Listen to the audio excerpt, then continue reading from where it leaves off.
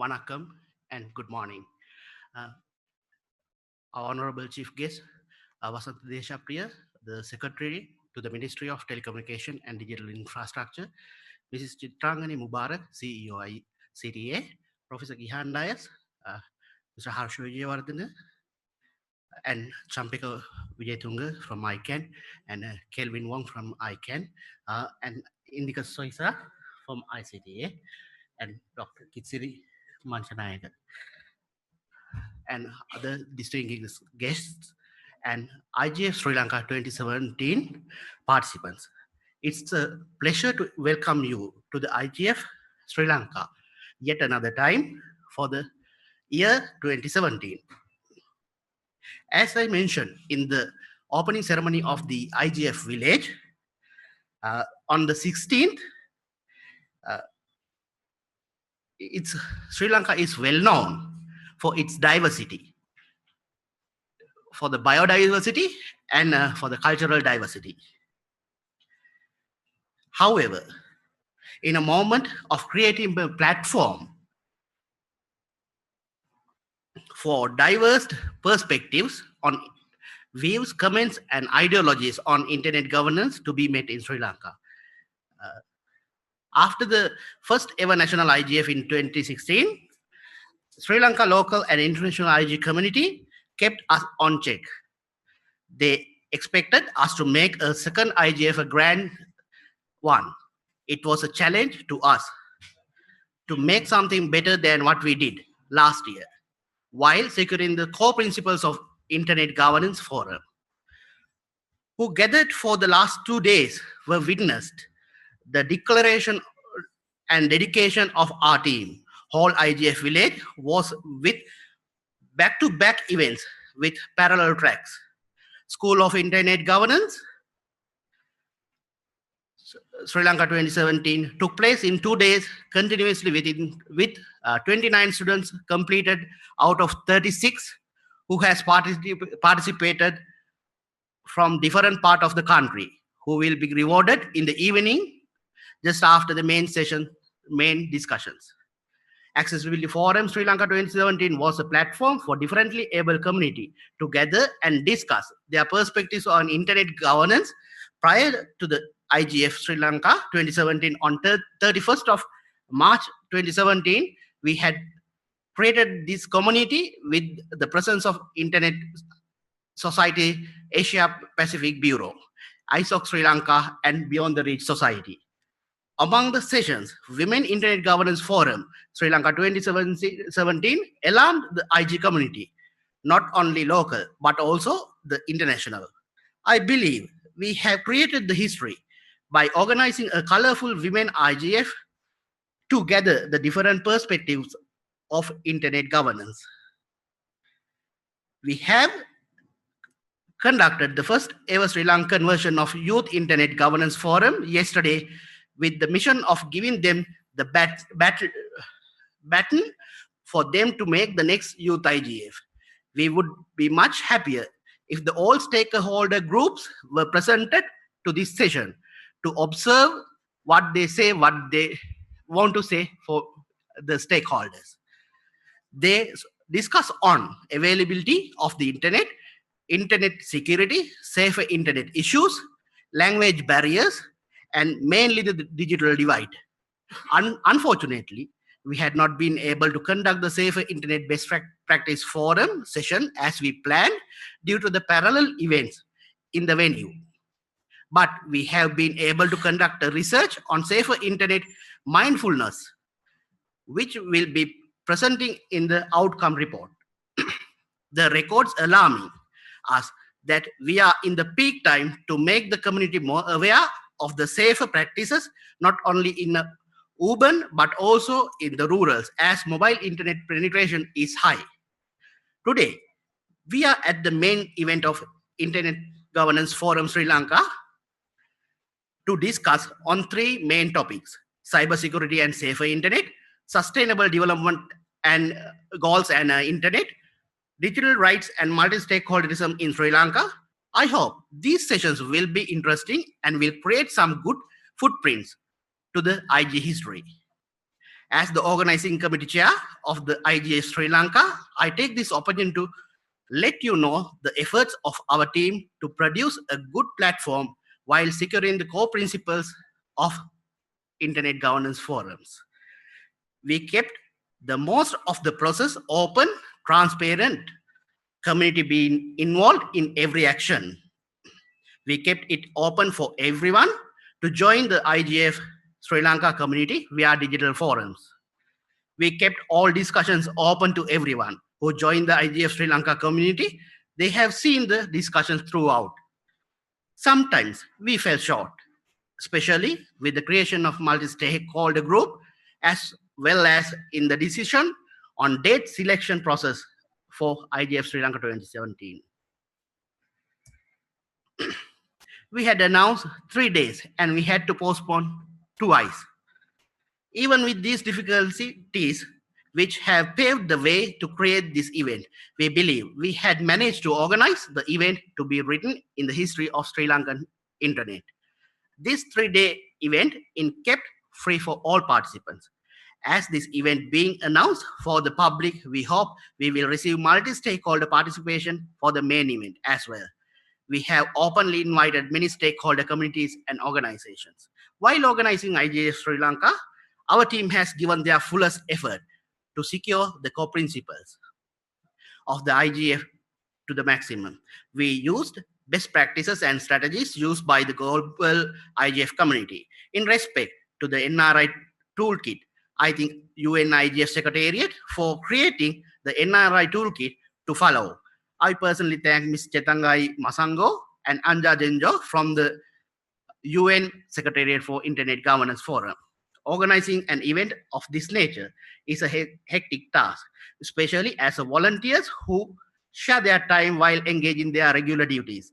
I take this opportunity to thank each one who assisted to make this dream true. We believe the Ministry of Telecommunication and Digital Infrastructure, the LK Domain Registry, ICTA, international supporters such as UNDESA, United Nations Department of Economic and Social Affairs, ICANN, APNIC, counterpart, like global civil organizations, will assist us to create the IGF Sri Lanka Secretariat sooner as a non-biased entity to any stakeholder group if they support local IG community. It was better to explain as a battle rather than a challenge to overcome barriers and trade. We live in a world of politics, organizational politics and personal politics hammered us, but we believe we have delivered the best.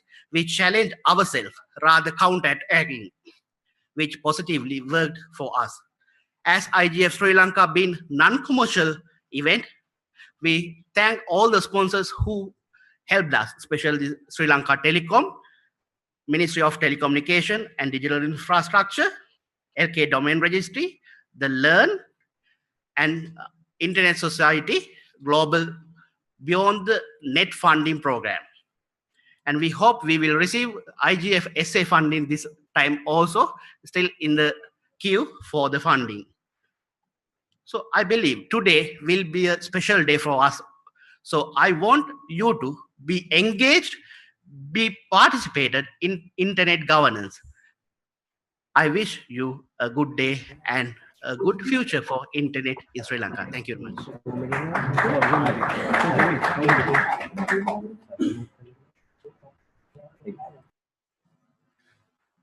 Thank you to Chairman Internet Governance Forum Sri Lanka, Mr. Maheshwara Kirindigoda. Next, to give you an introduction about Internet Governance Forum and Sri Lanka. Please welcome the President of Internet Society, Sri Lankan Chapter, Ms. Sagarika Wickramasekara on stage, please.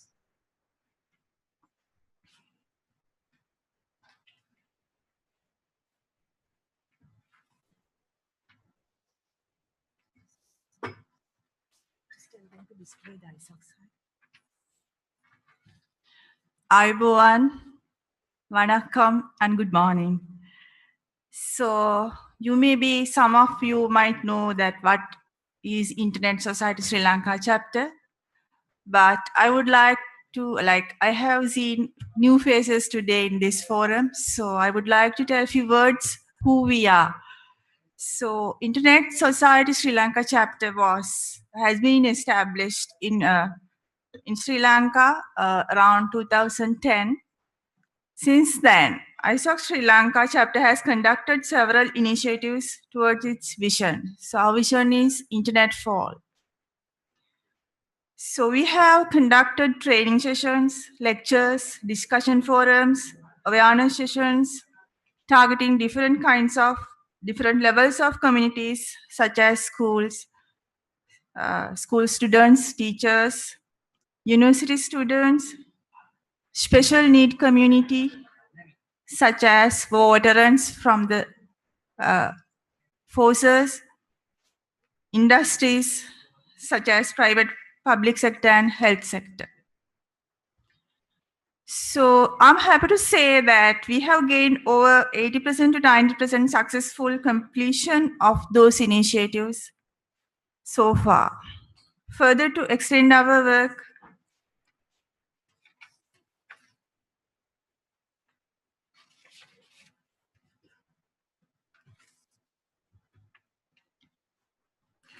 and the services, we have engaged with other parties as well.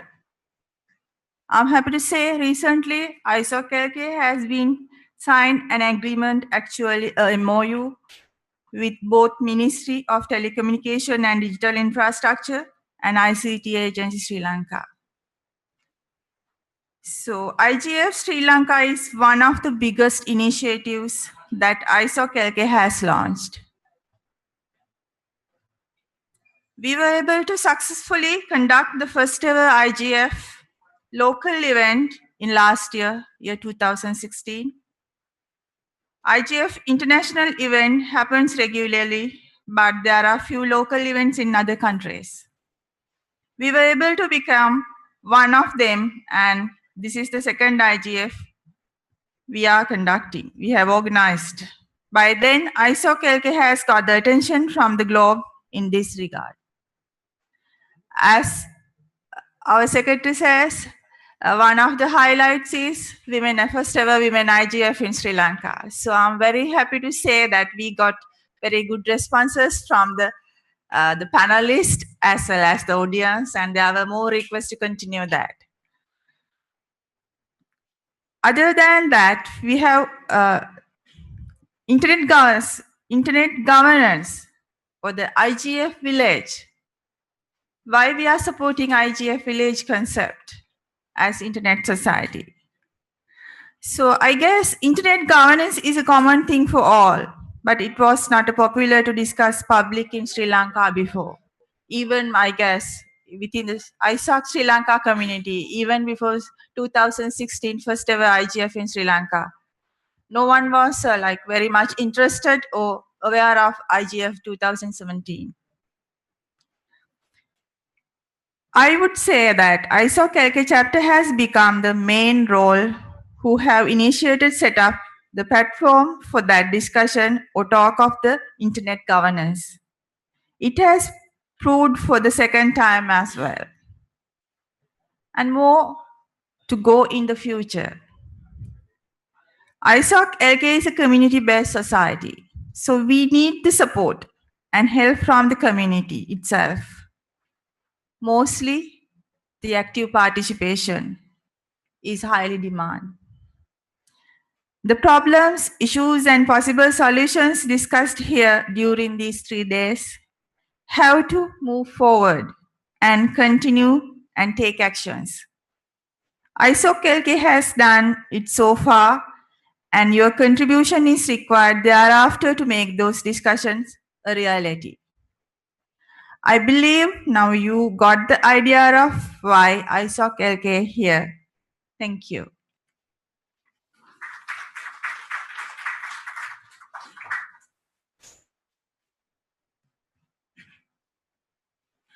Thank you, President of Internet Society Sri Lankan Chapter, Madam Sagarika Wickramasekara. Next to speak to you on Internet Governance Forum and beyond, please welcome the Secretary of Ministry of Telecommunication and Digital Infrastructure, Mr. Wasantha Deshapriya on stage, please.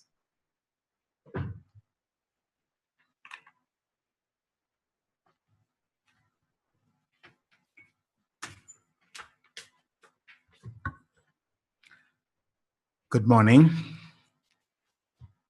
ladies and gentlemen, dignitaries on the head table, especially the office bearers, Ms.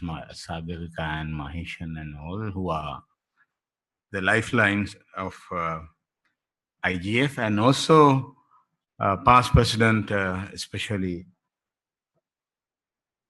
Mr. Harsha Wijayathunga, as well as Professor Gihandas, who have been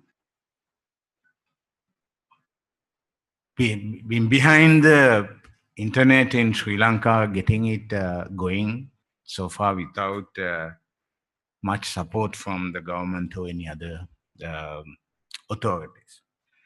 And all of you who are attending this IGF, and also the industry participants, Dr. Kisiri Manchanayake and Sudat, who are from representing FITIS, which is the biggest industry body in Sri Lanka, representing ICT industry here. So this is, we are very happy to be a partner and co-host of this event, simply because when we are looking at everything that matters with ICT internet in Sri Lanka, we see that there are many areas that we need to work, especially starting from the policy to standards and all that, and even legal aspects. There are many things that we need to address. I think I take IGF as a pressure group for policy making and also legal requirements and so on. I would like to, take you to the little bit of future. I recently attended a program in Singapore and the Lee Kuan Yew Public Policy School of the National University of Singapore. The topic of the program was public policy for fourth industrial revolution. So whether we believe, we accept or not, we are right now starting walking into the fourth industrial revolution, which is very roughly, which would combine digital, physical, and biological aspects. So one thing that we could see is basically, there are many areas that which are to be addressed in policy-wise. One thing mostly taken up in that forum was the sharing economy and sharing platforms. How the government should face. We didn't feel much pressure, though Uber and Airbnb came to Sri Lanka. I noted that there are 10,000 houses and small hotels which have been registered for Airbnb in Sri Lanka. And there are a number of Uber-driven taxis. However, in Singapore, which is basically, having more established laws and policies, which is in other way, which is more controlled government, has faced this very critically. What they have said is, after Uber came, their biggest taxi company, Smart, was closed down in 18 months. That has been running for 30 years in Singapore. the biggest taxi company was closed down. And there are most of 95% of people live in public, government-owned public houses, government housing schemes, which do not allow them to have anybody live in these places without government approval. However, 30,000 houses have been registered for Airbnb, and they are providing their houses, their rooms to visitors. So this has created a huge, they both have created big social issues. Taxi companies started strikes, and residents in public houses started protesting because unknown people are coming and making the environment unlivable and creating problems. Garbage dumping and all that. So what government has done is basically fall back into the policy, and they have adjusted the policies. So public policy has now, they want to, they don't want to close down the entire income that is coming to Airbnb to the country. And so they have compromised it, and with certain approval, Airbnb, the guests who are coming to Airbnb can be accommodated. So in that sense, on the other side, UK is currently thinking of regulating body modifications which are leading to creating cyborgs. It was there are 2,500 cyborgs. They are not clearly cyborgs, but they have some computer gadget inside their body. Some chips are controlling insulin, some chips are controlling everything. So they have to connect to a computer somewhere. And there are 2,500 people with various types of computer gadgets in their body. So one way, medical industry is heavily protesting this, because they are basically just like, early days when we were having cars, whenever that is broken down, we took out the battery, we took out plugs, and we clean, and we did everything, and we put it up, and then we could run, because they are mostly mechanical gadgets. Now, if you are going to take down currently modern cars and do something at home, then you are done. So that is like that. One story was that this couple, husband is a software engineer, and wife is also a software engineer. Now, however, she has a problem that her insulin levels going up and down uncontrollably. There are about 1,000 people they could die anytime, they're going up and down. So what they have done is, they have bought an insulin pump from the market, which is basically available for medical practitioners, and put a chip to monitor the blood level the sugar level in the blood. And so the machine will automatically put insulin and take it out without doing anything. So it is in her body, and it is where. So medical practitioners are arguing that who is going to be responsible for anything that is going to happen to her. So likewise, there are that is a biological and digital combination, which is basically really one aspect of the fourth industrial revolution. And on the other side, it is basically more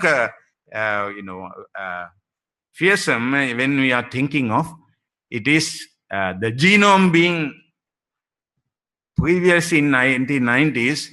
It has taken 18 years so mapping out the human genome. Now it is 3 hours, maximum 3 hours for mapping out any genome, and cost has come down 1,000 times for mapping it. So now genome editing and fixing it with digital matters, basically it is mostly digital now, and creating various types of,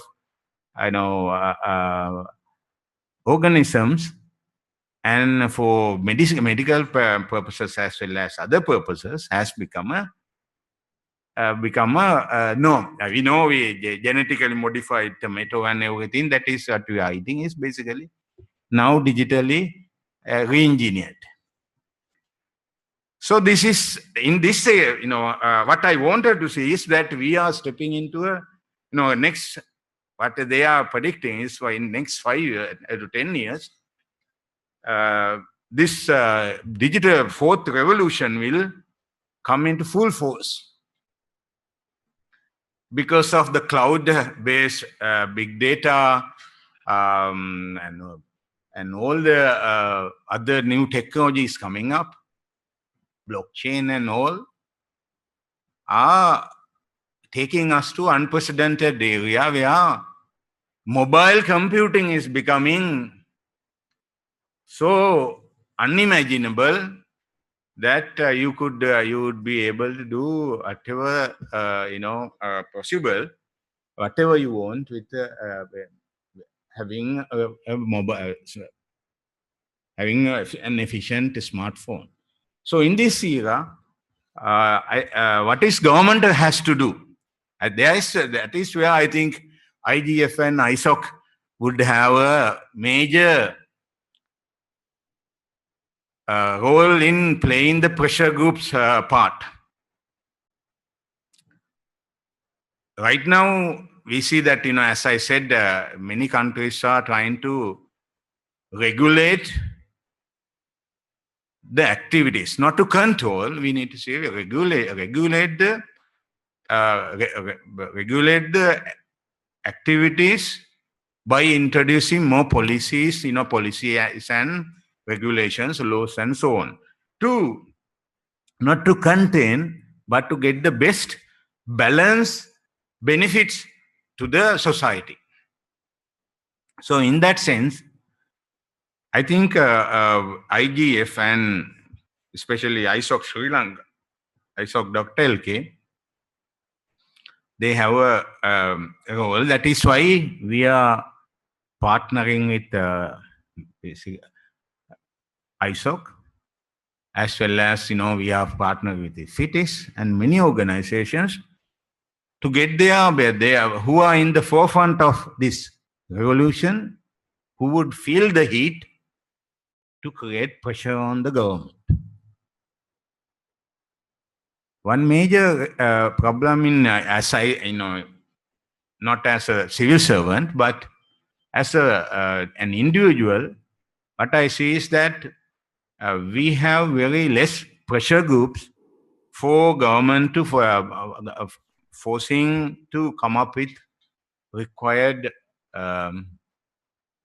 policies in waste management to disaster management to everything. So in that sense, I think I fully believe in one way that we know that why internet governance is more needed is we are, most of us are always, not always, but in most of the time we are on the internet, right? And so how it is being governed in Sri Lanka, it is there. The forum has to be, in my opinion, has to be a big pressure group to pressurizing our ministry and other related ministry to take actions in controlling that. Not controlling, regulating and supporting and facilitating the changes. So, one way we are expanding internet, and we are every time we want. Every time I attend a meeting like this, at the end somebody is coming up and saying that, speed is too slow, price is too high, tax is too high, and so on. So that is demand side is growing, and supply side is also trying to come up with it. But on the other hand, there's another issue that I would like IGF to consider is that one major problem in government in Sri Lanka is again, lack of use of internet for the benefits of individuals in the sense, obtaining services. We always complain the government is not providing enough online services. However, I admit that, we lack the killer applications such as e-tax and e-procurement. Worldwide, e-procurement is the mostly used government application. What we call, it is 80%. Responsible for spread of use of internet by for government services. However, one example is that we know that online revenue license was introduced back in 2009. There are over 1 million vehicles registered in the Western province. If you take that, people in Western province, when the internet penetration was measured in last time in 2012, it was nearly 30%. I think that it should be now, if you take Colombo district and other places, internet penetration should be over 50 to, I think at least it should be 60, Colombo. However, then if you take this group of people, let's say in Colombo district, we have about residents for over 400,000 people, vehicle owners. And out of these 400 vehicle owners, most of them are having even credit cards. I would say that 75% of them would be having credit cards. So 3,100 people in government who would be having a vehicle, having access to internet, having more than even one credit card, should be able to get the online revenue license. It is always there. But you would not believe how many people are obtaining the online revenue license, which is basically one of the most convenient thing to do. I don't know current numbers, but when I check in 2015, out of these 300, only 10,000 people per year take less than 10,000 people buy, purchase obtain the online revenue license. 300,000 can do that, but only 10,000 are doing that. That is basically very minimal percentage. So it is basically, consumers are also not, I think everyone in Colombo is aware that it is available online, but people are not relying on internet to get it delivered. Only 40 to 50 rupees will be you have to pay extra when you buy that online thing, for 3,000 rupees. What is it? What prevents people getting the revenue license online? So this is again one of the biggest problem in the demand side. People say that we want services, but when the services are there is something hindering the use of that service. So likewise, this is again something I think IGF and others should also consider. Now, why internet commerce, e-commerce for government is not growing? So I think, I put enough challenges to IGF, and it is not fair to, when they invited me, I should not put more pressure on them. But anyway, I have already communicated that we are co-hosting and we are on board to support this. Looking, we were looking for some feedback results. We want policy recommendations out of all this. Mr. Maheshanti said that all the sessions have been very, very successful. I also attended women in the internet governance, which was basically lasted. Went even after 6 o'clock. It should have been closed by 5 o'clock.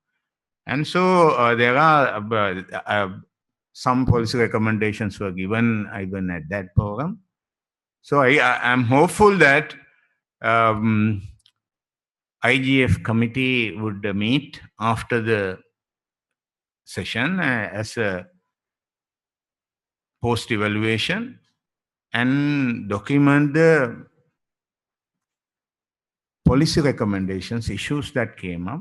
And I think that should be the end result. Now, we are all here to spend our time with some objective, some goal. We want to improve something. We want to, at least personally improve or do something better for the society. So that is where we could do is basically, I kindly invite all of you, whatever that you have come up with ideas and recommendations, issues and all that, to be submitted to anyway to their email addresses and writing or whatever. And we would have a session after the IGF with Internet Society to have a post evaluation and get the whatever the policy recommendations that we need to consider. Since we are planning to formulate the national digital policy this year in collaboration with ICTA, so that policy recommendations will be very useful for our firm, especially because this is I think in a way, this could be a watchdog, a whistleblower in the area of internet governance in Sri Lanka to pass the necessary messages to the government. With that request, I wish you all to have a very useful session, useful day. And I already know that there have been a lot of inputs, a lot of dialogues being taking place with very useful topics. And I also wish I thank the organizing committee and especially the Ms. Chitrangani Mubarak, chairperson of ICTA, who is also they are also a very strong supporter of Internet Governance Forum and involved in many futuristic activities. And wish you a very successful and pleasant day. Thank you.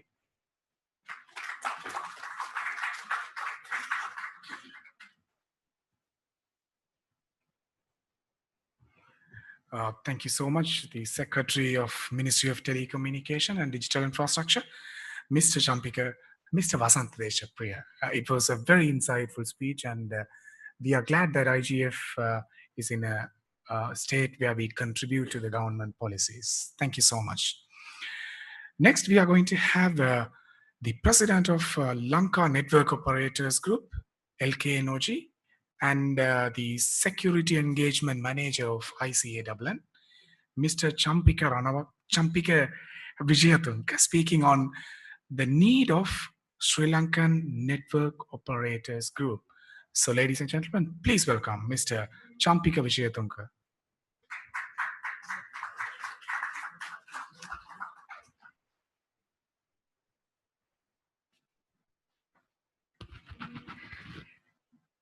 Mr. Wasantha Deshapriya, and also Ms. Chitrangani Mubarak, and Professor Dias, and also Mr. Harsha, and all of you. And thank you very much for coming today. And basically, I would also like to actually, I was introduced as Champika, but I'm representing, of course, in this conference, in IGF conference as an ICANN staff. So I also would like to thank my colleague Kelvin Wong, who is also present here today as well. So first of all, this event has been really a great event, and ICANN would like to give our well wishes to the organizers and also to the participants who are here today, and also actually who could not be here and participating remotely, and also joining the group through various other communication channels as well.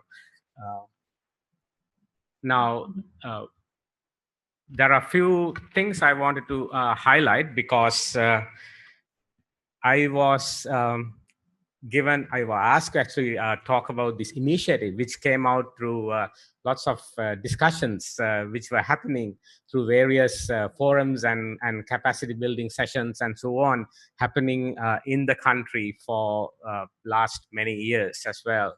So this was all about the need of a network operators group in Sri Lanka. Now, so obviously now here we are talking about IGF, or the Internet Governance Forum, and also we talked about the Internet Society, or ISOC, as well. Now, but as you know, there have been a lot of community members who are involved from various backgrounds, from various scopes, who are based on their job roles and so on.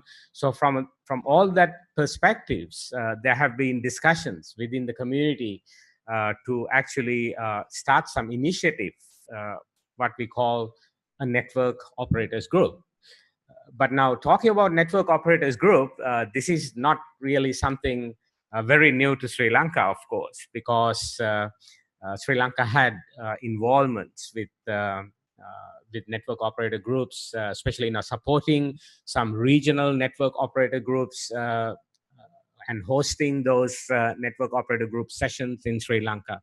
Now, going back to history, I have been personally involved with lots of capacity building and outreach, especially focusing the network operations and technical infrastructure operations and so on, and especially the capacity building aspects.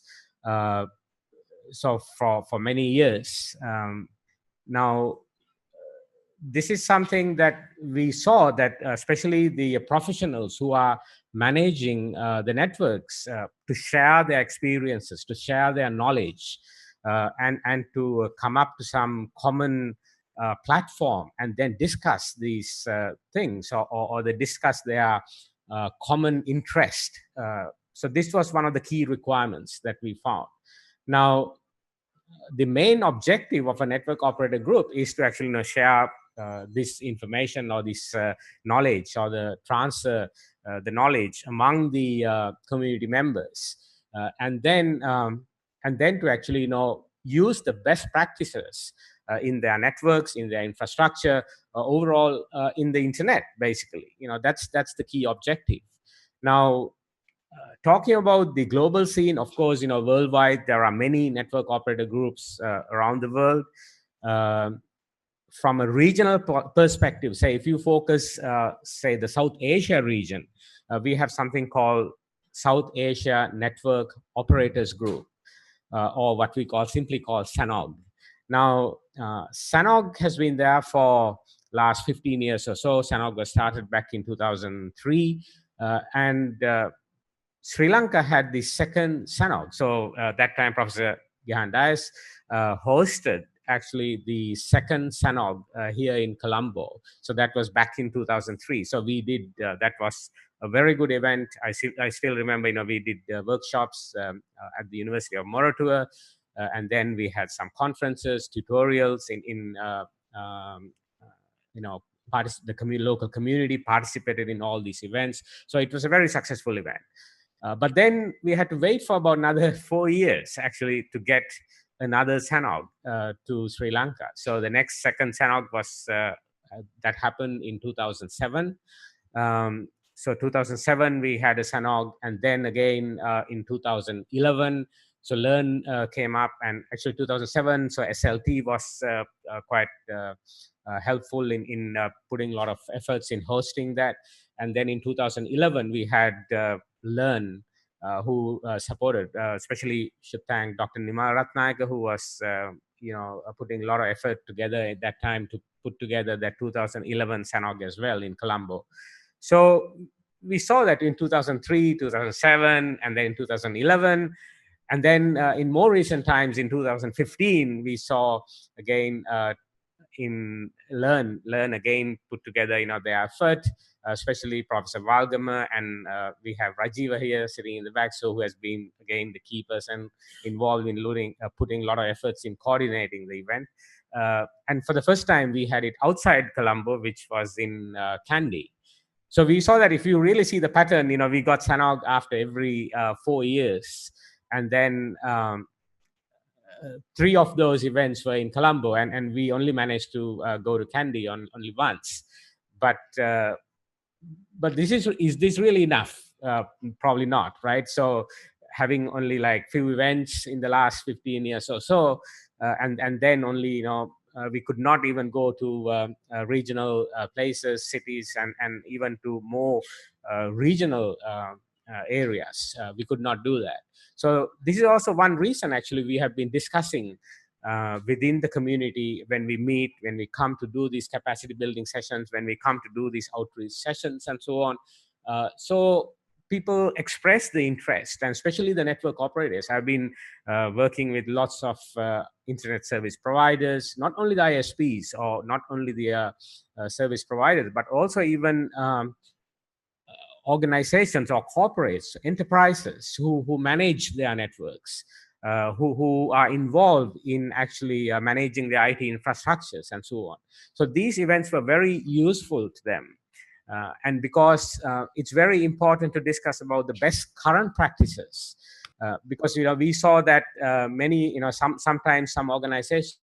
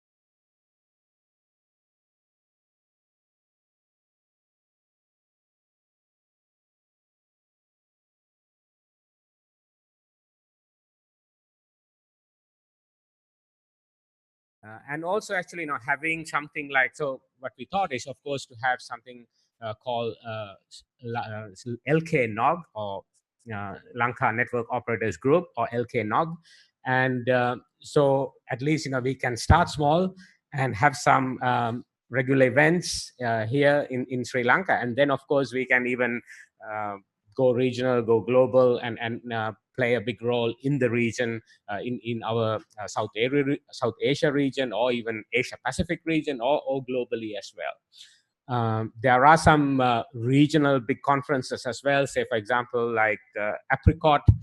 Maybe some of you have attended the Asia Pacific Regional Internet Conference on Operational Technologies. That's a big acronym. And then also APNIC. In fact, I was part of APNIC as well for a long time. So APNIC does a lot of these sort of events. APNIC 42 meeting happened in Sri Lanka as well.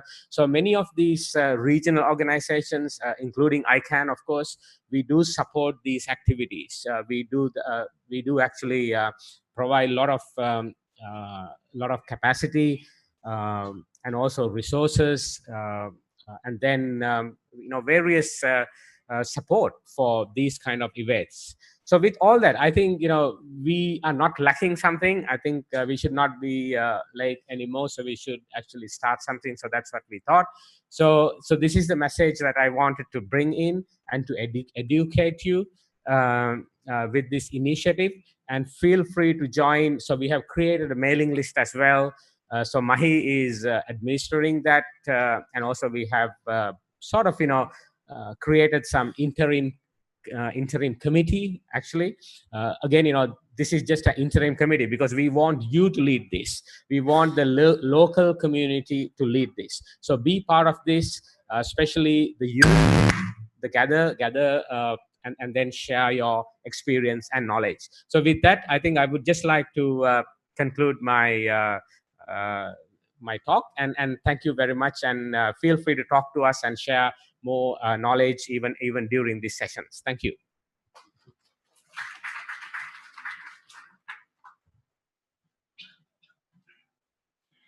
Thank you, Mr. Champika Wijayathunga, for enlightening us about ICN and the activities in Sri Lanka. Thank you so much. Next, we are going to have a video message from the Director General, Asia Pacific Network Information Center, APNIC, Mr. Paul Wilson.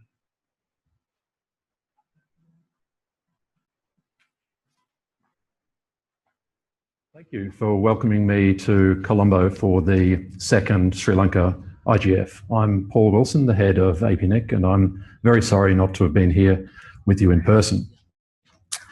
It's really not surprising that the theme of this IGF is cybersecurity and a safer internet. These are global issues which are best discussed at a local level.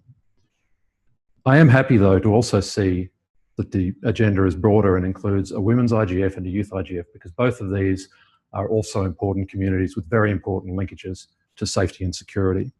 So thank you, and congratulations to the Ministry for Telecommunications and Digital Infrastructure, in particular the Minister, the Honourable Haran Fernando, and also to ISOC's Sri Lanka chapter, Sagarika, the President, also my old friend Gihan Dias, the ex-President of the ISOC LK chapter. Also, congratulations to Maheshwara, the Chairman of the IGF Sri Lanka here today. The last IGF in 2016 in Sri Lanka was your inaugural event, and it was successfully held with the participation of stakeholders from all around the country. So you do have something strong to build on this year, because the National IGF is an important event. The idea is for a national internet community to come together and participate in internet governance discussions which are relevant to them, and to do so on an equal footing with each other and with other countries. So your discussions can be informed by what's going on in other IGF processes, such as the global IGF and the regional Asia-Pacific IGF. But the discussions here are your own discussions, and they should be relevant to you. By sharing and articulating your concerns and your vision for your internet here in Sri Lanka, you can feed those results to the rest of the world and have an impact. The key is that this is a multi-stakeholder process at all levels, and it should include and reflect the inputs from all sectors of your society. The more representative it is, the more impactful it can be. There are real challenges in reconciling interests, of course, but that can only be done cooperatively. And when it is done, that powerful result can make a difference in Sri Lanka and abroad. So on that note, I do hope to see the results, the fruits of the work that you're doing here, reflected at the next Asia Pacific Regional IGF, which is coming up in Bangkok in July, and also at the Global IGF in December. So congratulations once again. Thanks for allowing me to share a few thoughts with you today, and best of luck for the event. Thank you.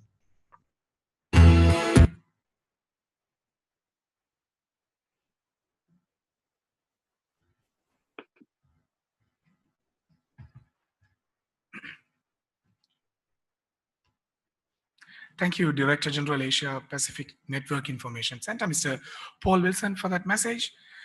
Next, we are going to have Mrs. Laleema Senanayake, a researcher from Learn Asia, to speak on online freelancing as a gateway to service sector jobs in Sri Lanka. Yes.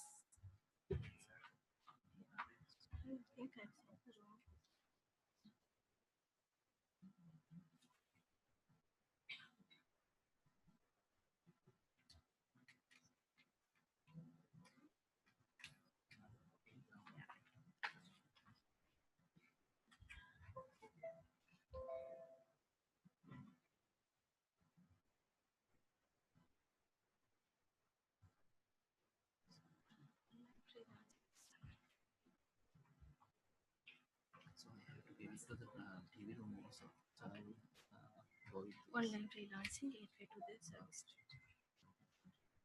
Sorry, I'm sorry.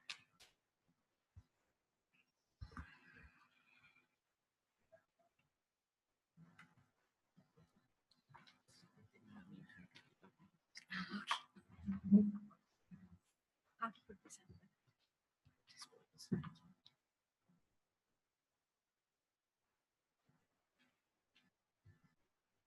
This title is online freelancing.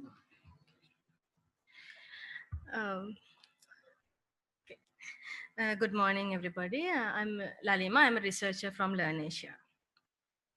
So I'm presenting you today a research we did on online freelancing in Sri Lanka. So what is online freelancing? It's a place where buyers and sellers connect at a lower transaction cost. So online freelancers such as students, those who have day jobs and few others, register on online work platforms where people and work for clients who are offering looking for people to offer various services. So we like to identify how people work online in Sri Lanka. We adopted a multi-pronged approach where we did a nationally representative survey among the people who might do online work of about 16 to 40-year-old population. A national representative survey, a survey among potential freelancers, a survey among current freelancers, as well as qualitative focus group discussions and in-depth interviews. So this online freelancing work differs from micro work. People who work online freelancing work platforms are skilled, they work project-based, and they are mostly professionals. Whereas micro work in online work platforms are done by low-skilled people who are new to this work and who do micro tasks. So in our survey, we identified that most of the respondents who work online were between 20 to 28 years old, from the socio-economic class of B and C, who were from suburban areas of Sri Lanka, mostly male, who had some technical qualifications, were following a diploma or a degree, and mainly students, entrepreneurs, and IT administrators. So we scoped, based on our quantitative survey, we scoped the online freelancing industry of Sri Lanka. And we identified that there may be around 17,000 to 22,000 people working online in Sri Lanka. And this was growing at a rate of 44% per year. Furthermore, we identified the benefits of online freelancing. Like by working 2-3 hours a day, people could earn around Sri Lankan rupee 20,000, and the people who worked online full time went to about Sri Lankan rupees for 50,000 per month. And most frequent project values in Sri Lanka was around $5 to $10. So based on this, we can assume that online freelancing is a gateway to service sector jobs and startups in Sri Lanka. The people who worked online had the ability to manage their clients. They met their own deadlines. They communicated effectively with their clients. They were able to negotiate a deal with the client, and also they were able to manage clients' expectations. And most of the people who worked online, they were able to move away from the platforms and to become entrepreneurs, like start their own business. If you look at the benefits to the economy from online freelancing, so if you take that the number of online freelancers are around, about 17 to 22,000 who are active and making a regular income is 19,500 and monthly average income is $200, we can like our research says that their total take home income per year is US dollar 18.7 million. Like if we compare it with the BPO industry in Sri Lanka, the BPO industry revenue per year in 2016 was around US dollar 850 million, and whereas this work was itself was around 18.7 million. So we looked at the awareness and willingness to engage in online freelancing by Sri Lankans. And in the age of 16 to 40 years old, 26% said that they are willing to work online. And if you look at the map, we can see that people away from Western province, like people from Northwestern province, North Central province, Southern province, and Central province were aware of online freelancing more than people in the Western province itself. And also, people who are residing in Kurunegala, Anuradhapura, suburban areas were aware of online freelancing, whereas Gampaha, the people from Gampaha were below the national average. So, like, if we look at the barriers to work online, 12% of the online freelancers were willing to work online, but they said that they don't have an internet connection, they don't have a computer, they don't know any information about online freelancing, as well as they don't have the necessary skills to work online. So, if we look at the reported negatives, most of the online freelancers said that they are not they don't have the ability to maintain work-life balance. It's difficult to do their work with their day job, and they said that there is a low job security, and the platforms take cut more than the favors the buyer, and the low uploading speed of broadband in Sri Lanka. And one of the main concerns they raised was that the payment modes. They said that the inward remittances in Sri Lanka was an issue. And they said that PayPal was the PayPal inward remittance is not allowed in Sri Lanka, and it's the main issue here in Sri Lanka. And that they are going for alternative options like Pioneer, Skrill, Stripe. And that, like, when the margin is deducted at every stage, less amount comes for the amount for the earnings that they do online. So the solutions that we can have for people who are working online is we can have a better inward payment mechanisms in Sri Lanka.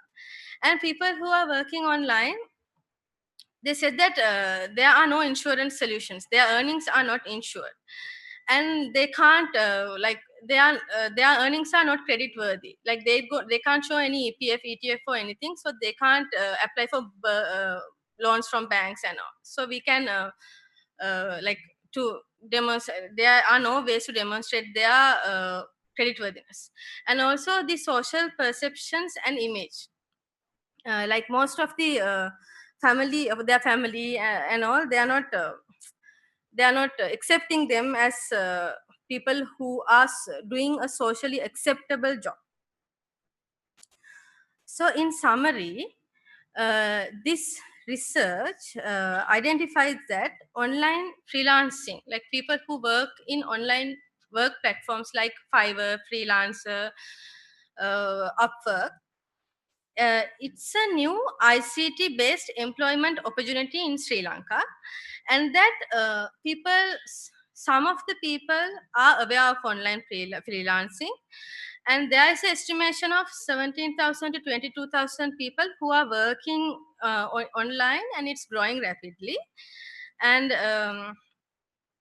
the people who are working online, they are earning quite a high amount of money with compared to the basic salary scales of Sri Lanka, and it can act as a gateway to service sector jobs and entrepreneurship, because most of the people who we interview, they are moving away from online work platforms and they are starting their own thing.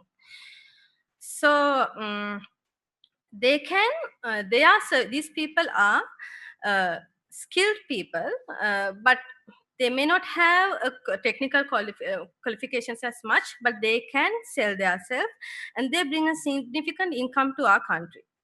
So we have to facilitate better inward remittance mechanisms. We should ensure their income. We have to help them to come up with some proof of their creditworthiness and improve their perceptions within the society. Okay, that's it. Thank you.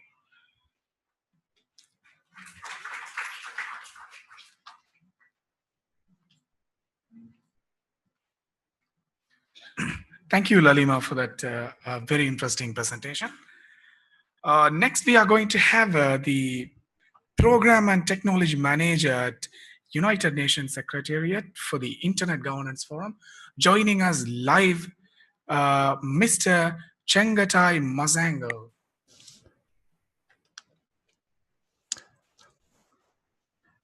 Hello, can you hear me? Hello? Testing, 1, 2. Can you hear me? Yes, can you hear me now?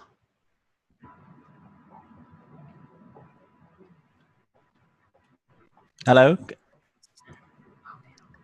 Can I start speaking?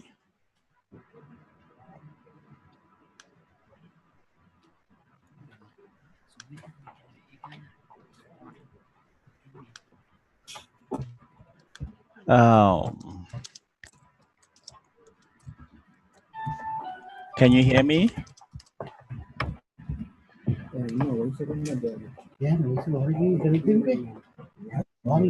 Testing, 1, 2. Can you hear me?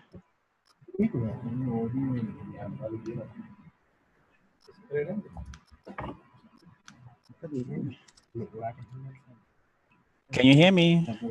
Shall I start speaking?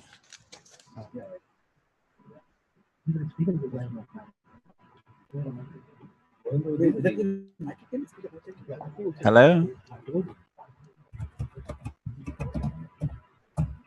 Okay. I will just start reading, and then when you hear me, I will start again. Let me see if I can be of any help. No, I cannot.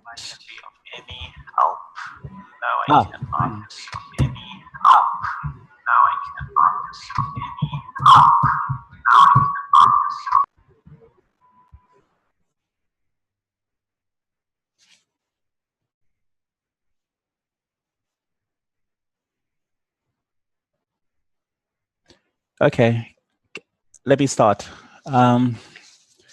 Honorable delegates, dear colleagues, present on site and online, thank you very much for having me here online to say a few words at your national IGF I had to get up a little bit early, but that's fine. On behalf of the Secretariat of the Internet Governance Forum, I would like to thank you for this invitation and congratulate you for organizing the second National IGF of Sri Lanka. For the past 2 years, we've had excellent communication with this respectful national IGF, which assures me that the objectives of the global IGFs are well known to the community here. But just in case, let me remind you that the IGF was convened in 2006 by the United Nations Secretary General on the request of the community to have a multi-stakeholder platform for discussing issues related to the internet. Since then, 11 annual meetings have been hosted by different governments, and we are currently planning for the 12th one, which will be hosted by the government of Switzerland in Geneva, in the premises of the United Nations offices from 18 to the 21st of December, with the overarching theme of Shape Your Digital Future.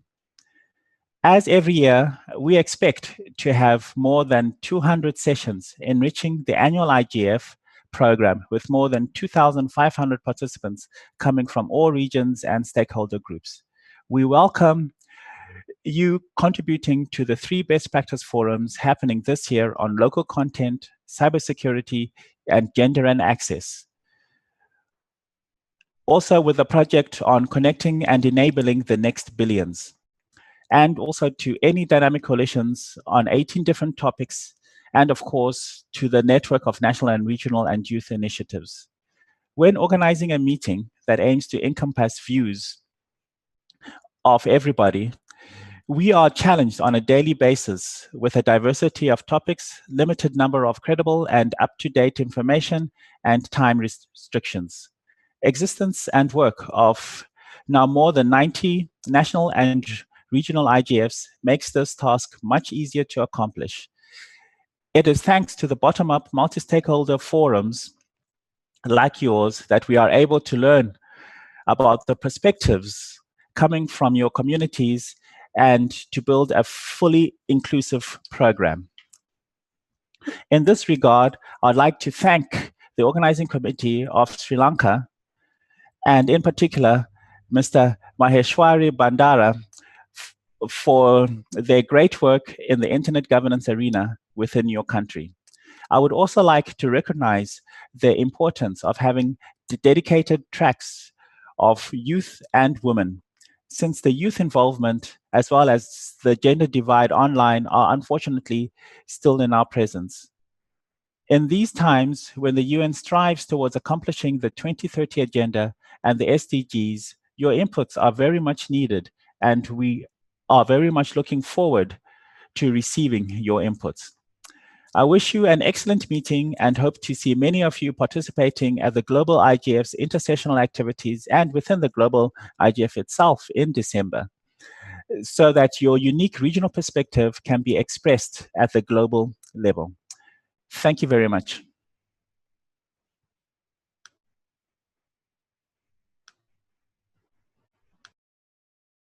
Secretariat for Internet Governance Forum. Thank you so much for joining us.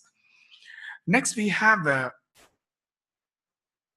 Mr. C.D. Athuruliya from Learn Asia to speak on sensing space with big data. Please welcome Mr. C.D. Athuruliya. Thank you.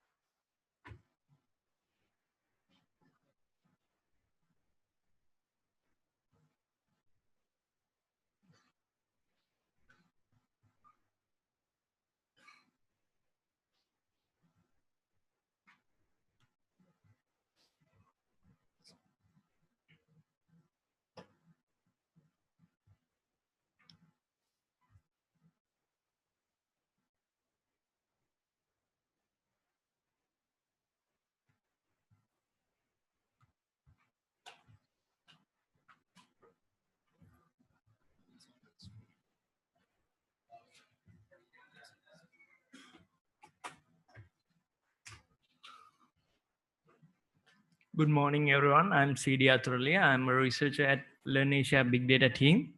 I think we already heard the term big data. So today I'll be talking about, I need to show you an example of how to use the big data generated by people's digital behavior for secondary purposes such as development.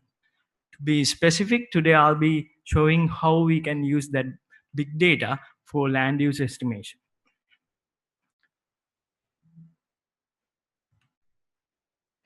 So big data at Learn Asia. So we conduct analytics for development purposes. We use data from multiple data sources, as you can see. Also, we studied the impacts of big data on society and people by looking at it from multiple aspects. And we also need to, our objective is to mainstream the use of big data for policy based on evidence.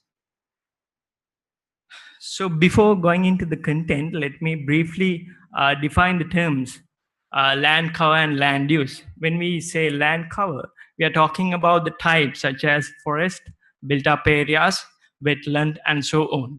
When we are saying land use, we are going into a more granular level, which can be said as commercial, residential, basically how the location or area or an area is used. So why do we need to know land use patterns? These land use estimates are used for urban and transportation planning and also for socio-economic mapping. But still, why do we need better estimates? That's because usually the traditional ways of land use estimation are slow, costly, and usually they are infrequent as well. So, but on the other hand, if you look at land use dynamics, they change rapidly. If you look at our cities, they are, because of the development going on, they change rapidly, and we would like to have more up-to-date and more frequent land use estimates. So our first approach to this was using mobile network big data for land use estimation, as we are doing this using historical pseudo-anonymized call detail records from multiple operators in Sri Lanka. So if you can see the two charts in the right hand side, this is the analysis we did. So as an example, if you look at the right hand side chart, you can see a clear weekday difference, which can be hypothesized as a commercial behavior.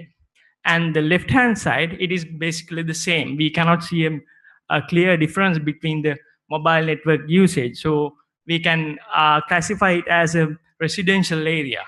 So this is how we hypothesized the usage pattern, and we validated it by looking at the actual locations in the Colombo region.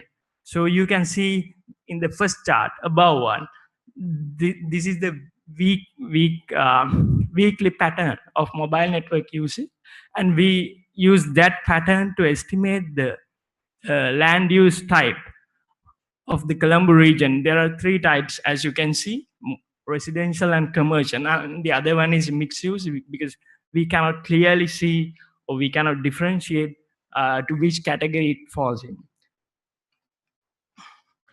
So the next approach, the work we are currently working on, is incorporating more data sources into this process. We are using remote sensing data, mainly satellite imagery and social media data. We are trying to estimate land cover using freely available satellite imagery data sources like Google satellite imagery and, for an example, this SAT4, SAT6 datasets. And we are trying to estimate land use by social media data like Foursquare, Facebook Places, Twitter, Instagram, geotags. Currently, we are mainly looking at Foursquare data because of its focus in point of interest data. We are using computer vision and machine learning methods to do this work. If you look at these images, in the above image, you can see how we estimate land cover using machine learning and computer vision techniques. This is for an area near Athuruliya processing zone. So we are doing a reasonably good job in estimating land cover by looking at the satellite imagery. And the next image, the below image, you can see that this is an intermediate result of building identification, which can be extended to land use estimation using social media data. So I think big data might sound very interesting, but there are both benefits and challenges in using big data. Benefits are, of course, they are very up to date, and it can be almost real time or near real time.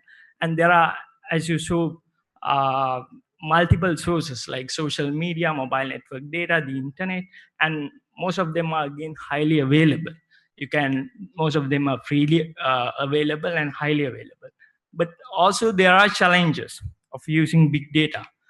Most of the time these data sources are unstructured, which means we have to clean them and pre-process them. And large volumes of data, usually that's why we call them big data. It is also a benefit, but it can be a challenge as well when we are handling such data. And most importantly, we need to have some specific skills, tools, and technologies to handle and work with this type of data. So I think you have some sense of how we can leverage the big data generated by people's digital behavior for purposes like this, the development, land use estimation, public good. So that's it I got. If you have any questions, you can ask.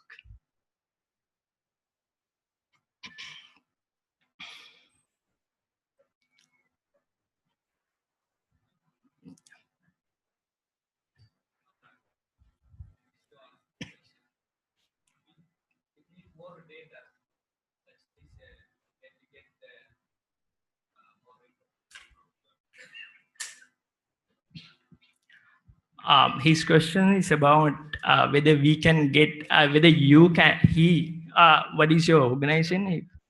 Are you representing any organization? Can we, okay. Hello, I am Azahim. I am the CEO of BC Lanka Private Limited.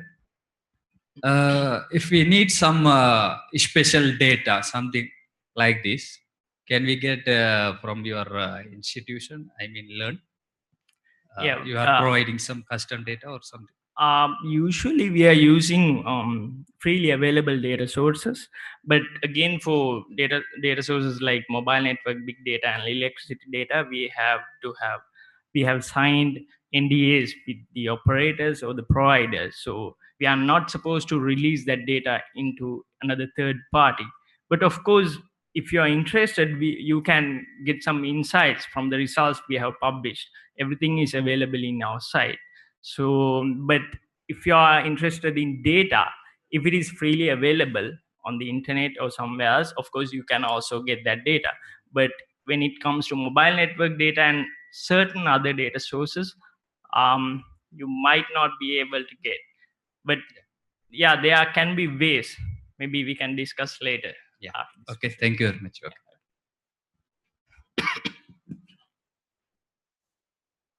Any other questions?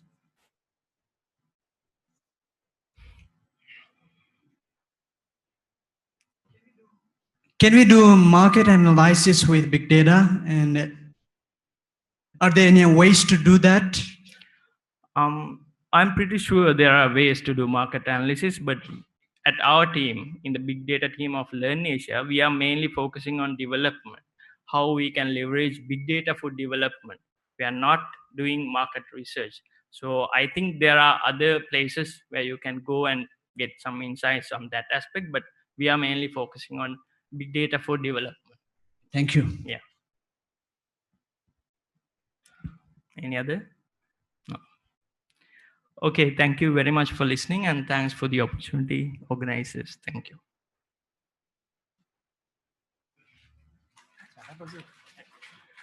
Thank you, Athuruliya, for that wonderful presentation on big data and how Learn Asia is using big data into remote sensing and analysis. Thank you so much. Ladies and gentlemen, now we are going to have the tea break. Let's head out to get some refreshments, and please be back within 10 minutes. Thank you.